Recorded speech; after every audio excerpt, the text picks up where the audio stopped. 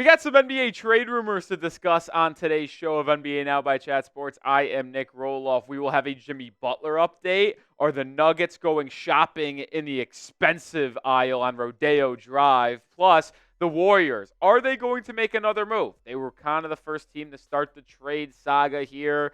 We'll see if they go out and make another move. But make sure you follow us on social media, on X, on Instagram. At Chat Sports is our handle on both. We are trying to grow our social media presence. We post unbelievable content over there, a look inside our offices, news on all 32 NFL teams, 30 NBA teams. We'll have you covered on everything you need. So remember, one more time, Chat Sports is the handle on Instagram and X.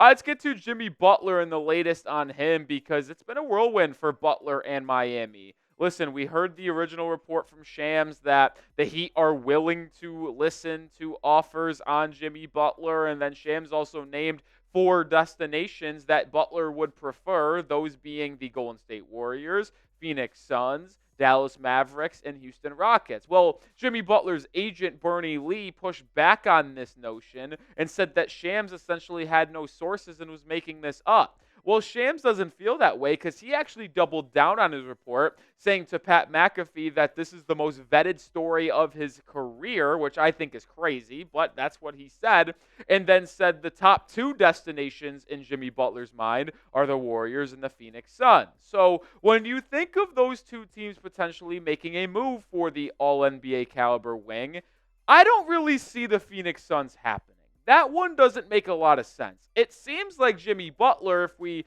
listen to reports from other people, does prefer Phoenix the most out of any of those 4 teams we just mentioned.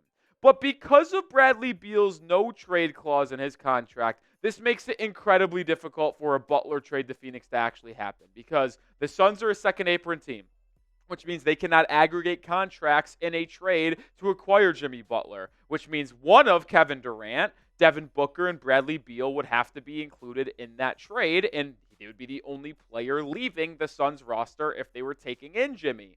Well, the thing is, will Bradley Beal waive his no-trade clause to go to Miami? I do actually think he would, but the issue, in my opinion, is I don't think Miami would want Bradley Beal. Like, what would be the point of adding Beal to a guard rotation that already consists of Tyler Hero and Terry Rozier just to lose Jimmy Butler? Like, they're not forcing him out. Butler has not officially requested a trade to this point. So I don't think Miami would want Beal, which means this would be a complicated 3-team trade if it included Jimmy going to Phoenix and Bradley Beal on the way out. And I just don't know how many teams out there are going to convince Beal to waive his no-trade clause or be willing to take in Bradley Beal's remaining contract, which is $50 million per season over the next 3 years. It's a very complicated situation involving Jimmy and Phoenix, which is why I do not think it would happen. And if I had to put my money on it, I think it would be the Warriors as the most likely team to go out and acquire Jimmy Butler. But you predict it for me. Where will Jimmy Butler play after February 6th,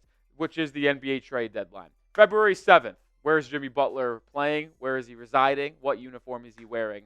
Give me your prediction down below. My prediction, I think he ultimately stays in the Miami Heat system and will ride out his contract there. This is not me saying that I think he will sign that 2-year Supermax extension that he wants with the Miami Heat, but I don't see a team ponying up a good enough package to prime away with Miami. The Heat have openly said they are comfortable with taking this into the offseason to where they can do a sign-in trade with Jimmy Butler potentially, or sign him to a 2-year extension that he wants if he ultimately plays well and the Heat have some promise in the postseason this year. I just think the Warriors aren't going to trade Wiggins, Kuminga, and multiple first-round picks. The issues that we already laid out there with Phoenix, there's nothing Dallas could offer, and I ultimately think Houston kind of stays away and just builds out their young core. Maybe they revisit in the offseason, but during the deadline, I don't see any of that happening. So my official prediction, Jimmy Butler stays in Miami.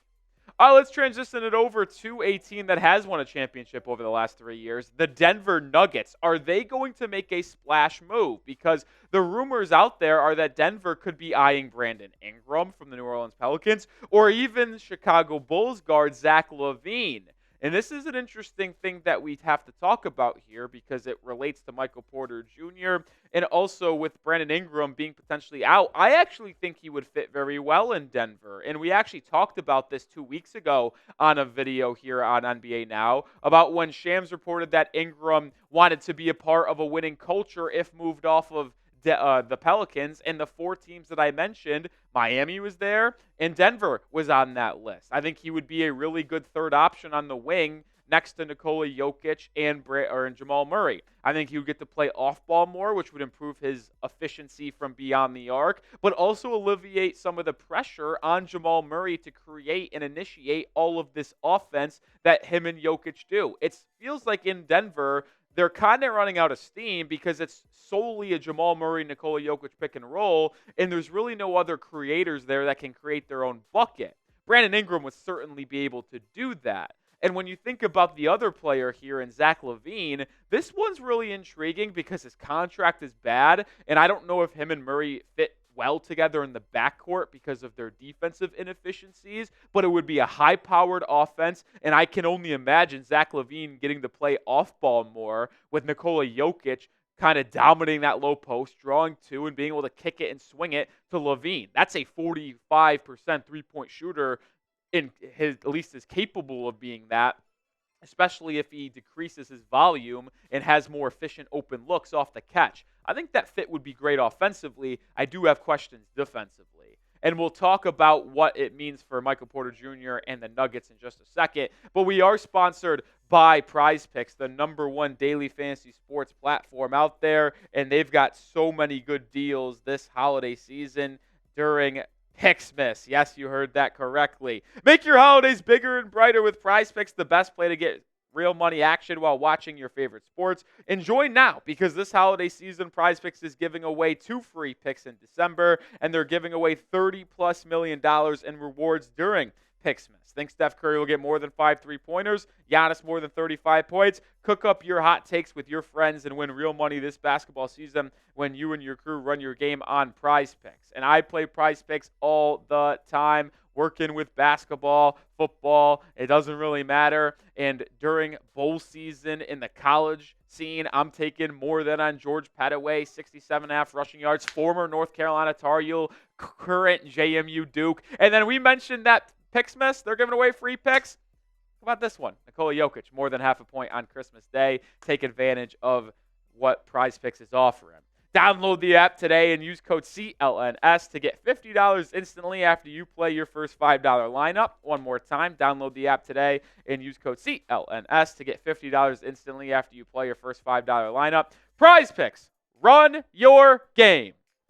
Michael Porter Jr., could he be on his way out of Denver? Well, if a trade happens to where they went after a big fish like Brandon Ingram or a Zach LaVine, Michael Porter Jr. would have to be included due to his salary. He's making $35+ million, and it was reported today that any big move Denver would make, they would likely be sending out Michael Porter Jr. And I actually am not moved by this if I'm Detroit or someone that roots for the Nuggets because I'm not the highest on Michael Porter Jr.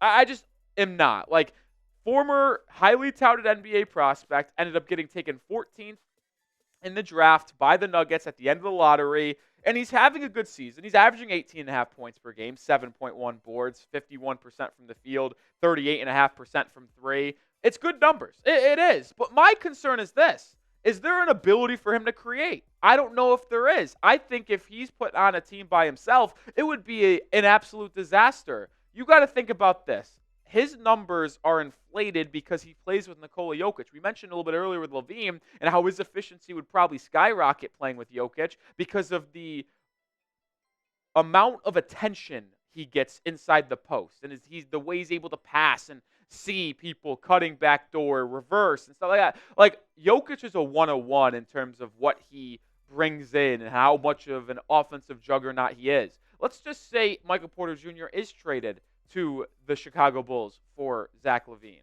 I don't think there's a world where that numbers that I just threw out there of 18.5 points per game, 43% from 3, 51% from the field, like, those would all decrease in Chicago without a question because he's not getting get as much as open looks as he would get in Denver. And he also is not a good defender at all. He would get targeted defensively. He still does get targeted defensively. He doesn't play make either. He's got a really good shot on him. Really good shot for him. There's no debating that. He could rise over the top of you with his size. But I don't think he can really work as a top 3 option on a contending team outside of Denver. I think Denver's the only place that would work for Michael Porter Jr. And if I'm him, I'm hoping I don't get traded because it could very well be the decline of my career. Do you agree with me? Maybe you do, maybe you don't. 2K style. Let's rate Michael Porter Jr. as a player. Scale 1 to 100. I give it like a 77. Maybe that's low, but let me know your thoughts down below. I just don't think he's as good as his numbers showcase because he is playing off of Jamal Murray and Nikola Jokic. All right, Warriors. Are they staying put? What is their plan? Golden State really made the first trade this season, acquiring Dennis Schroder this past weekend. They traded multiple second-round picks and DeAnthony Melton to Brooklyn to get Schroder. They believe Schroder, who's having a career year, averaging 18 points a game, can work hand-in-hand with Steph Curry to provide a nice little backcourt punch in Golden State. I don't know if it's going to work. I don't know if they're done. They've obviously been one of the top teams linked to Jimmy Butler. If I'm going to be honest here, and we go past the February 6th NBA trade deadline, and the Warriors have not made another trade, and the only move they made was acquiring Dennis Schroder, I am going to assume this team is a first-round exit or a play-in exit because I don't think this is enough. I think if I'm Golden State, if I'm a Warriors fan, I would be looking to acquire another big player, whether that's a Brandon Ingram type, whether that is the Jimmy Butler who could be the best player traded this season before the deadline. If I'm Golden State, if you want to take advantage of the last 3 seasons of Steph Curry being able to be a positive top 15 player in the world, I think you have to go all in now, pushing the chips, Podziemski, Kuminga, the picks, go all in now. You only have 1 or 2 seasons left of Steph Curry being top 10, top 15 in the world, so take advantage of it now. Go out, make another trade, whether it's Ingram, whether it's Butler. All I know is that they have to do something else. Dennis Schroder cannot be the only move that Mike Dunleavy and Golden State makes. All right, that's going to do it for today's show. If you want more NBA trade news and rumors, hit that sub button. I'm Nic Rohloff. I'll have you covered. We're dropping videos weekly, and as we get closer to the trade deadline, which is February 6th, we'll have more updates around the NBA, so hit that sub button.